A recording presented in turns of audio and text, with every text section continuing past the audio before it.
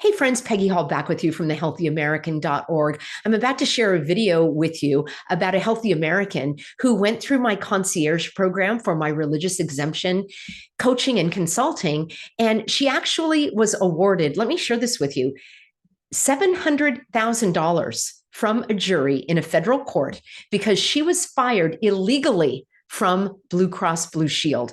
In the video that you're about to watch, I misspoke and I referred to the award as $250,000, which still is a lot of money. So just understand that I realize I misspoke.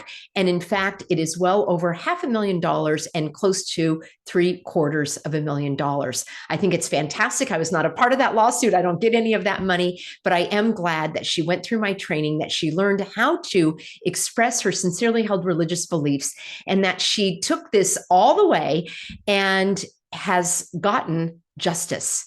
I've said it before, and I'll say it again. Victory is ours. Please enjoy the video.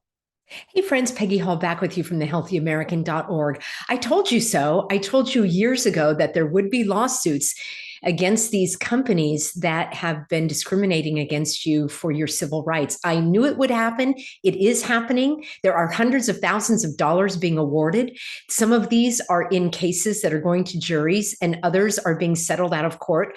I'm really happy to bring you information about a healthy American who came to me as a concierge client back in 2021. She applied what I taught her. She used the strategies. I'm going to bring you all of the information, including the $700,000 award that she was granted from a federal court in Tennessee. Wait for these details. And I am so happy to let you know that justice is being served. Now, because we're talking about money, I thought it would be timely to have a sponsor message from Noble Gold Investments. So let's take a look over here at noblegoldinvestments.com. And in a world of economic uncertainty, safeguarding your retirement savings is more important than ever. Gold is a trusted source of value, providing stability for centuries through countless market cycles. With a gold IRA from Noble Gold Investments, you can protect your financial future with the enduring power of precious metals. So don't let the election volatility erode your hard-earned nest egg. You can vote for the timeless safety of gold and silver in 2024. And look at this, you can get up to, for all of my, let's go here, for all of those who love Trump, you can get up to 10, and these are 1-ounce silver Trump coins. And if you prefer not to get the Trump coins, you can get this 10-ounce silver American flag bar with your qualifying account. So go to noblegoldinvestments.com. They are your partner in financial peace of mind since 2024. I would love for you to give them a call. That is here at, I've got the phone number right here for you, 877-646-5347. Of course, there's no guarantee of any kind. There's always a risk of investment, but let the experts at Noble Gold Investment walk you through it. I'll have a link for you in the description box below. All right, friends, let's talk about this great news, an amazing award out of a federal court, and I want to share with you all of the information. So you probably have seen some of these headlines. Let's just take a look and see what Giggle is serving up, shall we? Over here, you can see these recent headlines. About a week ago, Tennessee woman fired for refusing employers' cooties. I love how they are twisting things, refusing an illegal requirement, excuse me. And they don't say that she was awarded money. They say that she was fired. That's the headline. You can see how the mainstream media is just a merry-go-round. This I like better from the Washington Examiner. Blue Cross Blue Shield told to pay former employee $700,000. I'm going to break that down for you. And Tennessee, here's another one. Tennessee woman awarded nearly $700,000 after being fired. And we'll go on and break this down. I wanted to give you some of the headlines here, and I'm going to give you my analysis as well. So I have that right here for you. I want you to think back, and perhaps this happened to you. Let me know if you were wrongfully terminated, if you were coerced, if you were intimidated, pressured, and told that you had to become a human pincushion, or that you had to self-suffocate, or that you had to undergo a nasal rape in order to keep your job. I've been helping people going on 5 years now stand up for their rights, their civil rights, their God-given rights, their natural-born rights, to not have to undergo any medical intrusion or intervention just because the government says that you have to. Now, you may believe that all of those things are good and they work, but you have to admit that the right to your religious beliefs is primary in this country, and that's what this is all about. So think back to the just everyday employers that were discriminating against people. How about government agencies? I would say that the state and the local, meaning the county and the cities, they were the absolute worst when it comes to discriminating against their employees. And we have helped hundreds of thousands of people stand up against these public serpents, as I call them, to keep their body and mind pure and to not participate in these illegal requirements.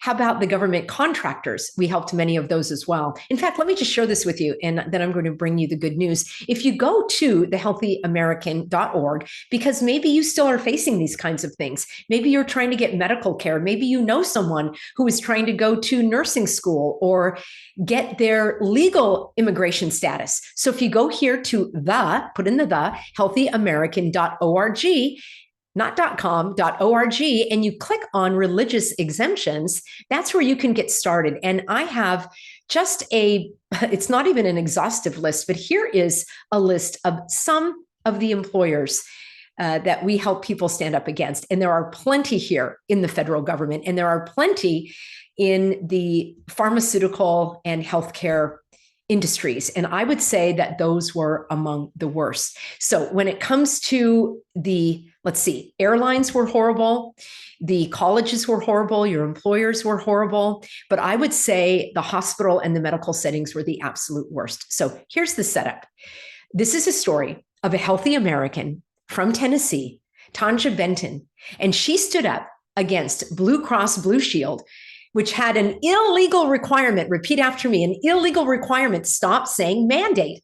Only a court can mandate you to do something, and it has to be in accordance with an established law, meaning a law that was passed either by the federal government in the Congress and Senate or in your own state's legislature. So no, an employer cannot make a law. And I hope we all are clear on that. A health officer cannot make a law. Your governor or mayor cannot make a law.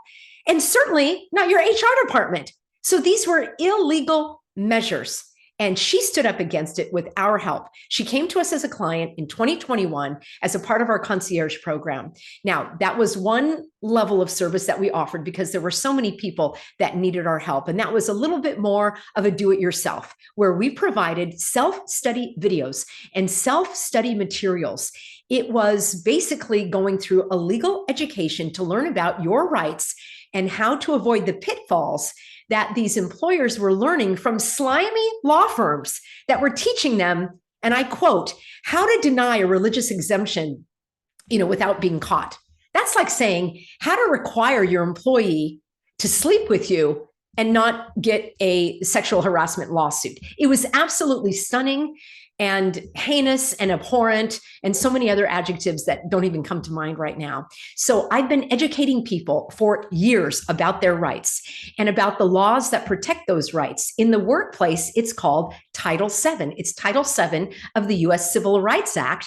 And these laws were passed in 1965 to prevent discrimination against you as an employee at the workplace. There are other laws in place that prevent discrimination at any public accommodation, like going to a grocery store, going to a bank, going to a restaurant. There are laws that protect you from being discriminated against at the polling place, going to vote. I voted breathing oxygen. I was not going to participate in any of their hogwash, and I didn't, because I knew my rights and I knew how to articulate them, and I knew what the punishment was for those that violated them. And then in educational settings, it is Title IV of the U.S. Civil Rights Act. Now, I know I get all sorts of people asking me, in California, how their children can continue to go to California public schools without becoming human pincushions. And I have a question for them, and that is why. Because in my opinion, far more harmful than the ingredients in the cocktail are the ingredients that are in the curriculum. And so there are far better alternatives for your child to be out of a public school. And I've spoken about that at great length on my website at thehealthyamerican.org. I have information about freedom learning. And even if you work, even if you're a single parent, even if you're divorced, even if you don't have custody of your children, even if you're a grandparent, even if you have a special needs child, even if you are special needs, even if you don't speak English, I have a remedy for you. I don't have excuses. I have solutions. All right, let's set that aside. This is all about a healthcare setting. And so Tansha Benton took her wrongful termination because she was working for criminals who disregarded the law, who violated her rights. And I knew that there would be brave attorneys coming forward who knew the law and who would take on these cases. And I promise you, there is going to be a floodgate of attorneys now wanting to take these cases because this one has set a high bar of nearly $250,000 in awards. Now, I don't see a penny of it. I was not a part of the lawsuit. I wish her well. I'm grateful that I was able to provide the education, which she took and she applied. So the punchline is that this federal jury, or a jury in this federal case, awarded her $700,000, nearly $700,000. I'll give you all of the details in just a moment. The bulk of that was for punitive damages. That means to punish the employer for their wrongdoing. How do you like them apples? Those are pretty sweet apples. All right. So let me also go to the punchline here, and then we'll go into a little bit more detail. So the takeaways are this.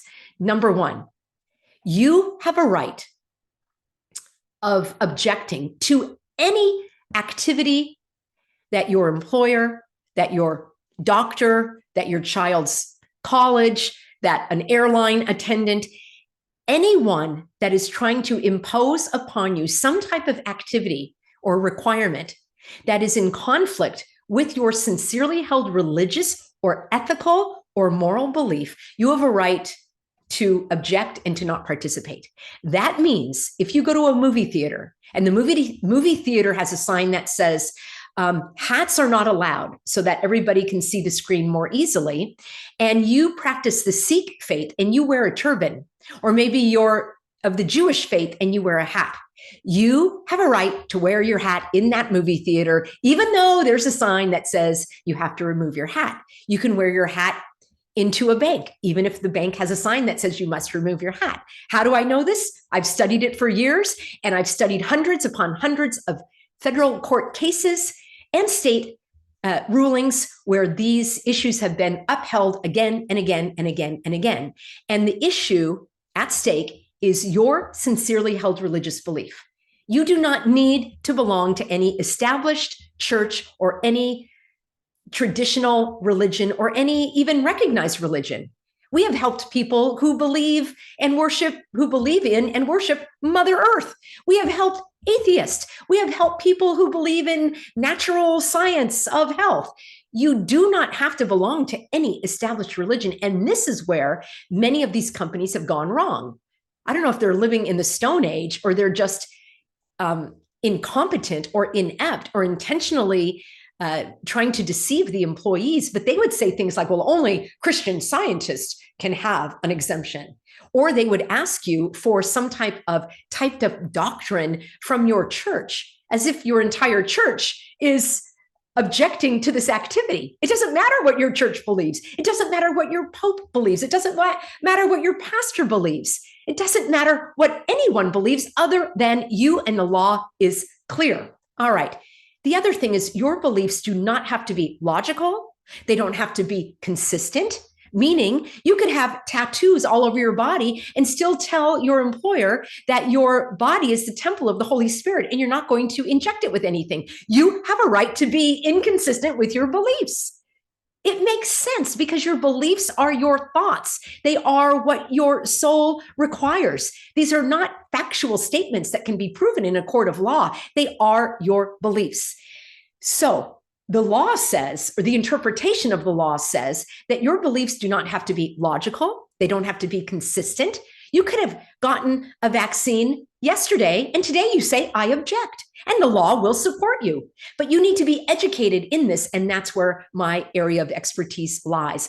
I've uncovered all the pitfalls, all of the traps that they set, all of the ways that they try to push back. We have a process that's proven. We have a step-by-step. Now, again, in Tanja's case, she was working for criminals. The criminals don't follow the law. But by and large, you are going to have employers that now know that they're going to be slapped with a nearly $250,000 lawsuit if they tried to discriminate against you. So thank you to Tanja, who went to bat, and to all of the other healthy Americans that took this up either with the EEOC or they actually settled out of court. It's not always my first preference because now this is a ruling that other attorneys will be able to point to. But these settlements out of court sometimes are done for expediency, for a guarantee that you will get some money because you don't know how the jury is going to award at the end.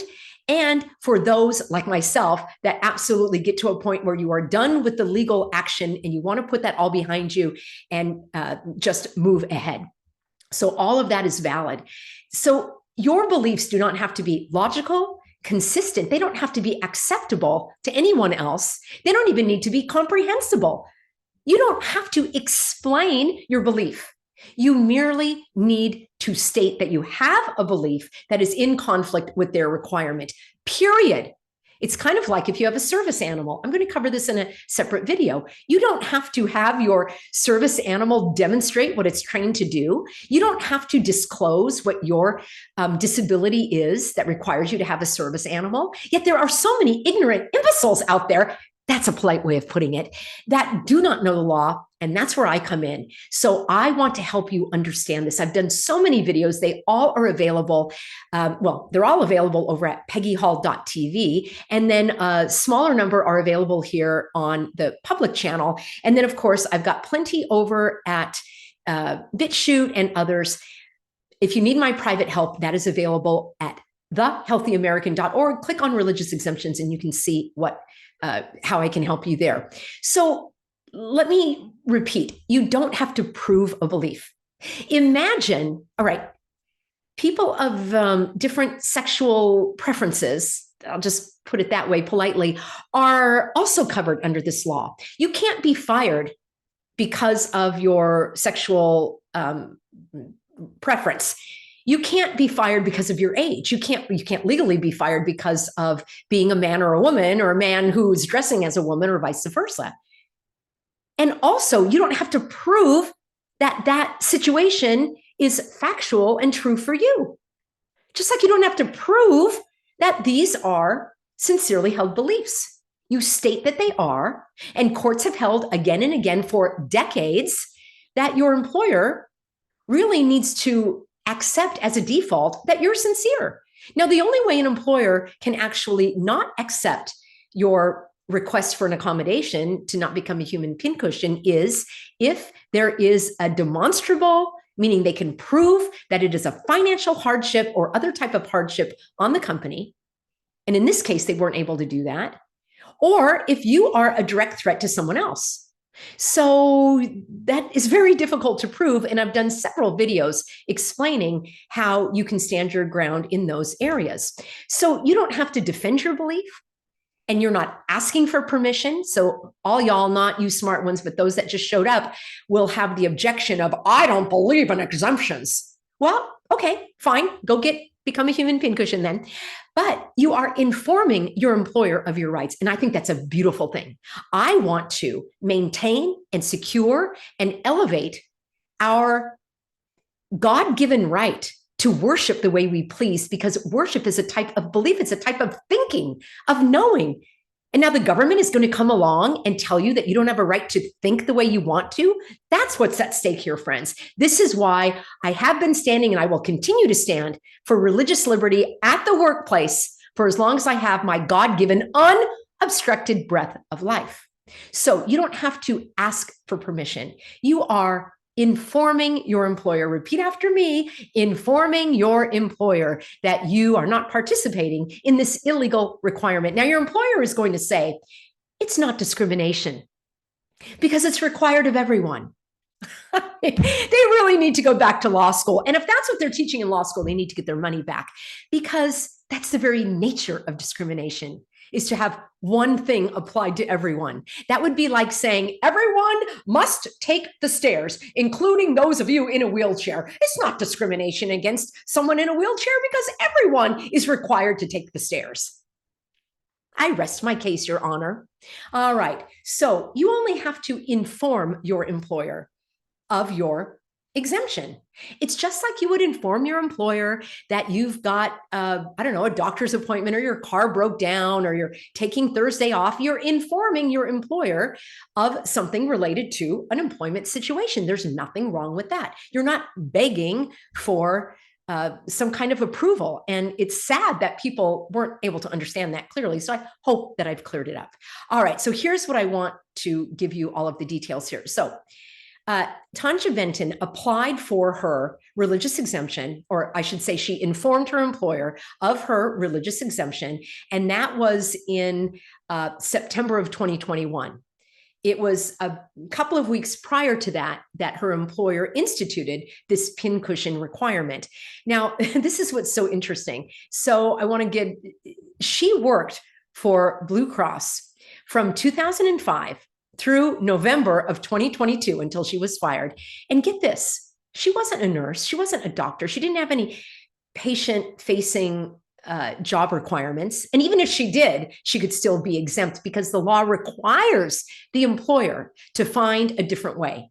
All right, I'm going to be doing a video for you coming up about a very well-known employer that is also trying to pull these shenanigans with a pharmacist. And this ruling is really going to have this large employer shaking in its boots, because that's exactly what could be awarded to her, maybe even more. So Benton worked from 2005 until November of 2022, meaning she worked all the way through the early days of cooties. Are you with me? From 2020 to 2021 and nearly all the way through 2022.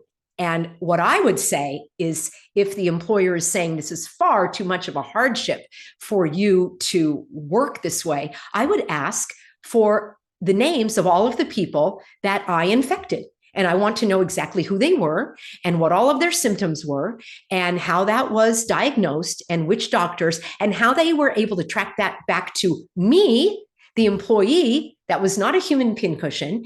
And then I would like to send condolence cards to everyone and their family of those that I infected. But I would like to have it proven that that was the case.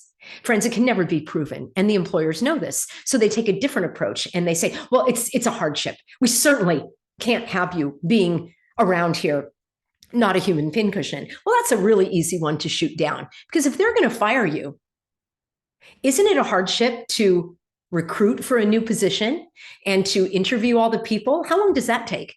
And then to, let's say that you hire somebody, it's a period of months, or at least, right? Certainly weeks, and then months. And then you need to bring them for the onboarding, and then you need to train them on the job. So you're taking away resources from another part of the company to get this person up and running.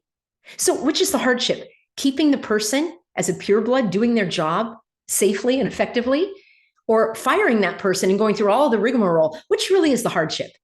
Your Honor, members of the jury, you see, this is what I would argue if I were an attorney taking this to court. It's quite simple to actually tear down. So the other thing that they say, so they're like, well, okay, we can't say that it's a threat because we can't prove that she made anybody sick. All right, we can't say it's a hardship because actually firing her is more of a hardship. Going through all the time and resources and money and effort to replace her, that's the hardship. Keeping her is not a hardship. She worked all these years during cooties and it wasn't a hardship. And guess what? She works from home. All right. How do you like them apples? Now, them are pretty rotten apples.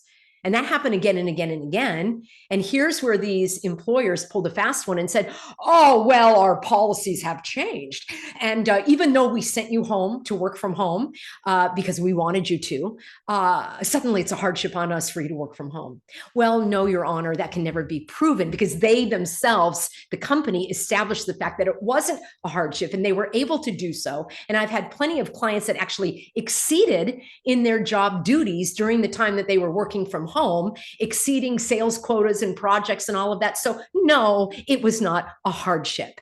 There are so many holes that can be poked in these arguments. It's so apparent to me. So then they're left with only one other defense, and that is, well, we don't believe that you're sincere. We think that you're just afraid of the side effects. You just don't want the government telling you what to do. You think that these products were rushed to market. Well, you know what? Yes, yes, and yes. And it doesn't matter if you believe those things or not. What matters is what your sincerely held religious or ethical or moral views are on the matter. Not your personal, not your philosophical, not your political, not your scientific, not your medical. And many people, unfortunately, got caught in those pitfalls of mentioning all those other things like, oh, I take good care of my body and I'm really healthy. And I don't think the government should tell me what to do. They were denied. Now, they shouldn't have been denied because there should be no allowance for an employer to impose these things on you. But when it comes down to the nitty gritty and the laws that protect you, sadly, there are no laws that protect you on those grounds. But they do protect you by saying, God told me not to do this, or Mother Earth told me not to do this, whatever the case may be. We've helped Buddhists and, as I say, any number of different faiths. So what happened is, and so this woman had no contact with any people on a regular basis. Not that that matters. Even if she did, she could still be exempt. She worked from home for a year and a half during all of the hogwash. And then suddenly these requirements came on board and the company said, we don't believe you. We don't believe that you're sincere. Even though for 18 months she had proven herself. You can see why I'm getting so hot under the collar. So here is what the lawsuit was based on. Denial of accommodations under Title VII. This is what I've been teaching. And the Tennessee Human Rights Act. So there are state laws that protect you and there are federal laws that protect you.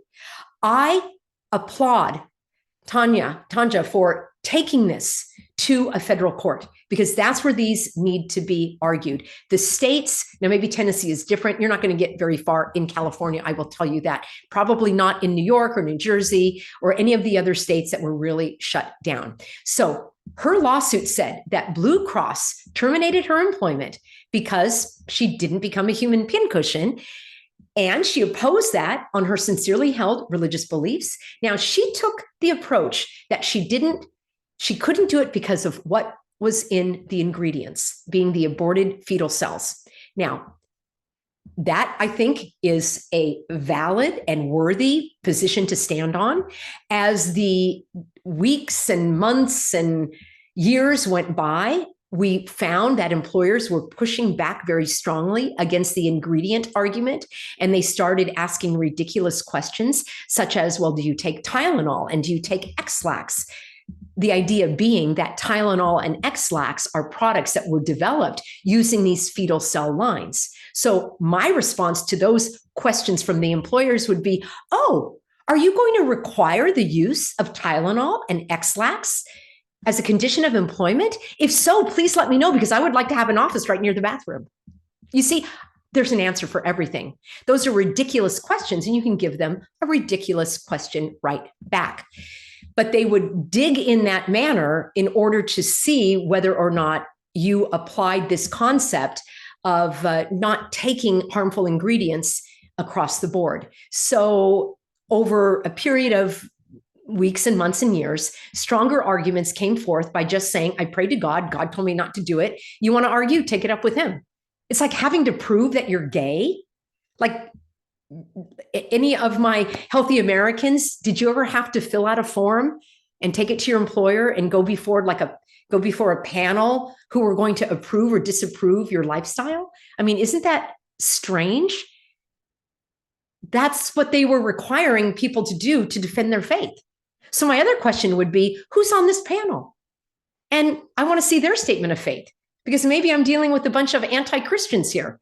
So how are these people selected to be on this panel? What right do they have to judge the sincerity of my belief? No one can judge my belief other than God.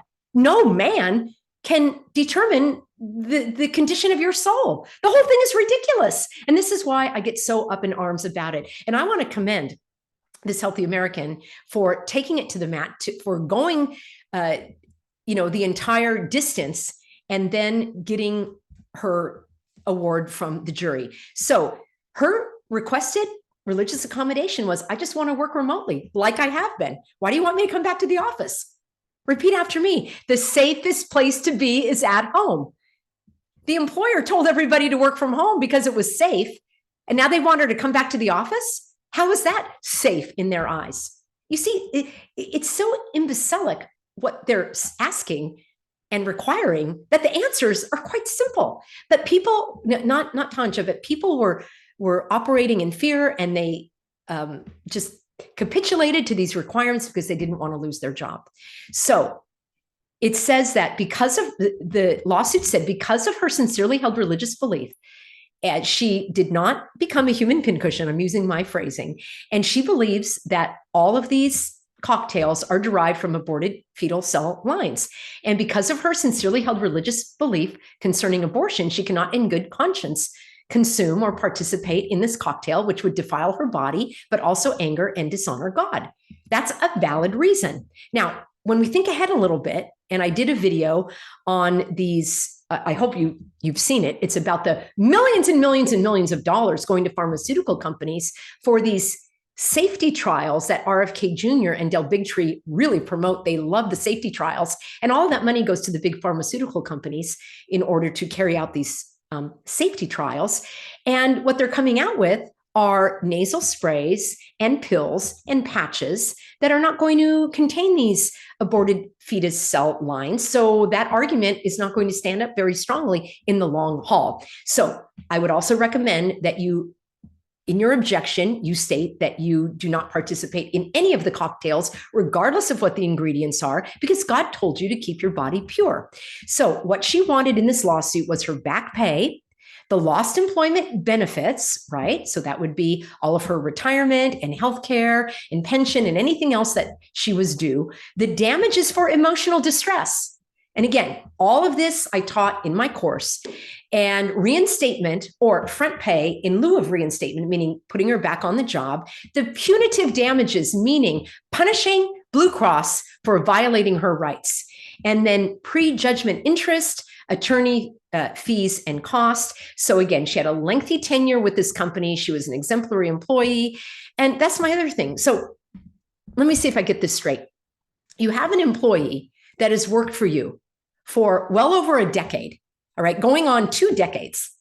And apparently you trust this employee to do this job that the employee has done well for close to 2 decades. You trust the employee, but you don't trust the employee when it comes to the expression of the employee's religious beliefs.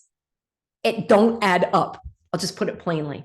So they fired her, and the jury gave her $500,000 in punitive damages, meaning that Blue Cross, it's a drop in the bucket. It's a penny to them. It's like $5. But the fact is, it's making headlines, and other companies now know that they also could be hit with similar monetary damages or even higher. So this shows a strong stance against religious discrimination.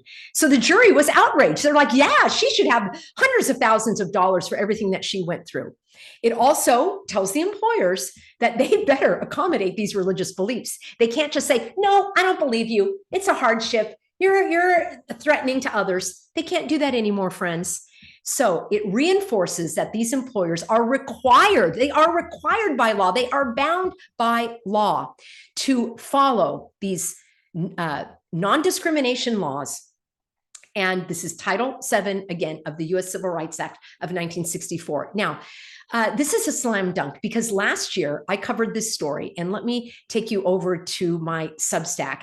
And this was called the Groff decision. And I probably will do another, let's see if I've got that for you. I probably will do another updated video for you, but this was a major win for religious freedom. And again, you can get all of this, peggyhall.substack.com. I'll have a Substack for you about this video as well coming up. And it says, and this is what I wrote, no man has the right to come between you and your creator. So I'll do a follow-up video about this later this week, friends. And this is a wonderful lawsuit that was settled and ruled on a year ago. And now that opened the gates so that all of these others should also be ruled on in accordance with the law. So let's give a nice round of applause for that healthy American who went through the program, learned about her rights, stood up for herself, even though she was working for a criminal that didn't follow the law. In the end, justice was served. I told you before, and I'll tell you again, I stand before you in victory. Victory is ours, maybe not in this lifetime, but definitely in the hereafter, because the truth and the law and our Almighty God are all on our side. And I thank you for being on the side of the healthy American as we march this all the way to heaven. See you soon, everybody.